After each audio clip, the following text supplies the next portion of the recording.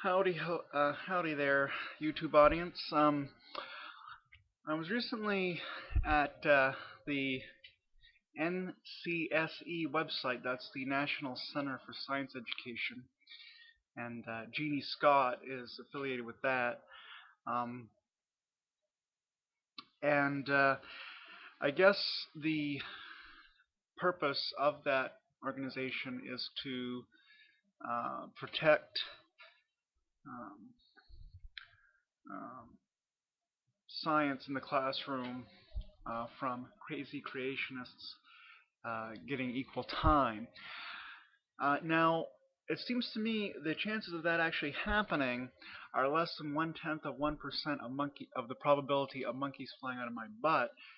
Yet they lie awake at night worrying about this as though it were the great moral issue of our time. Um, at any rate, the I was reading some different things there, and there was a link to Understanding Evolution, another page, another website, and I'll put a link in the description.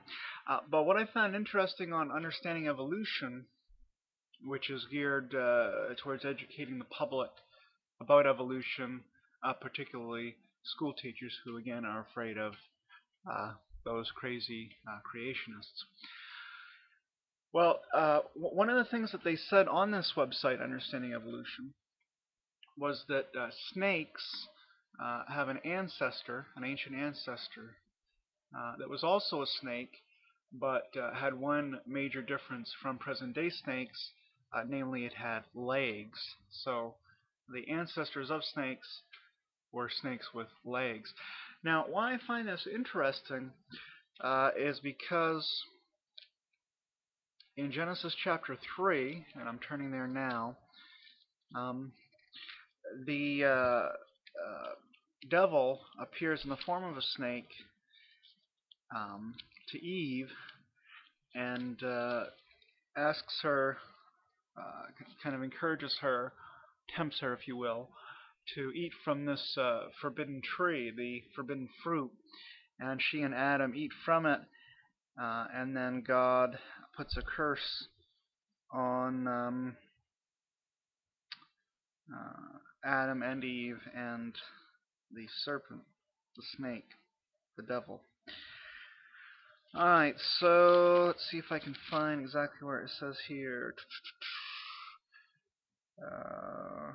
Verse 15, I will put enmity between thee, that is Eve, or the snake, and the woman. I will put enmity between you, the snake, and the woman, and between thy seed and her seed. It shall bruise thy head, and thou shalt bruise his heel. That's the first prophecy of Jesus in the Old Testament, the Proto-Evangelion as it's called. Unto the woman, he, that is God, said, I will greatly multiply thy sorrow and thy conception. In sorrow thou shalt bring forth children. Thy desire to be shall to thy husband, and he shall rule over thee. Now notice that's not a command. God is not saying the husband should be doing this, just that the husband will do this. And unto Adam he said, because thou hast hearkened unto the voice of thy wife, and hast eaten of the tree of which I commanded thee, saying, thou shalt not eat of it. In sorrow shalt thou eat of it all the days of thy life.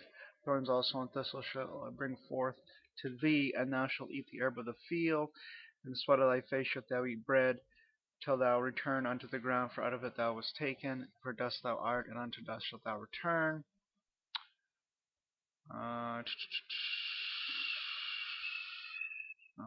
Where is it here? I guess it's before that. Let's see. Who told thee thou wast naked? Oh, here we go. It's verse 14.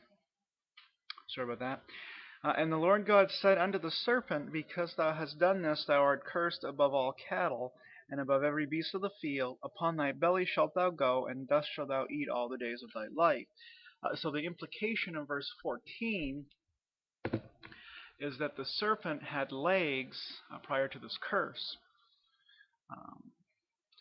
So the curse is coming from God, or at least allowed by God, and the curse upon the serpent apparently is he won't have legs anymore. Um, Now, this raises all sorts of questions.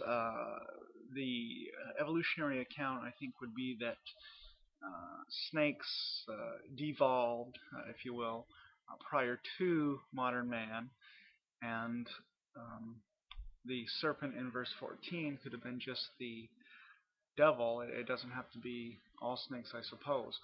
However, it is interesting that we do see both in the fossil record and in chapter 3 of Genesis, this idea of snakes having legs at one point and then losing them. Um, so that's an interesting fact, perhaps with apologetic significance, perhaps not, but it is, at the very least, something interesting to be aware of. It was very um, shocking, I guess, when I heard, when I was reading on the Understanding Evolution site, that snakes did have legs at one point, which can be seen apparently in the fossil record, and they evolved to uh, slither on their bellies. All right. Well, thank you for watching, and shalom out.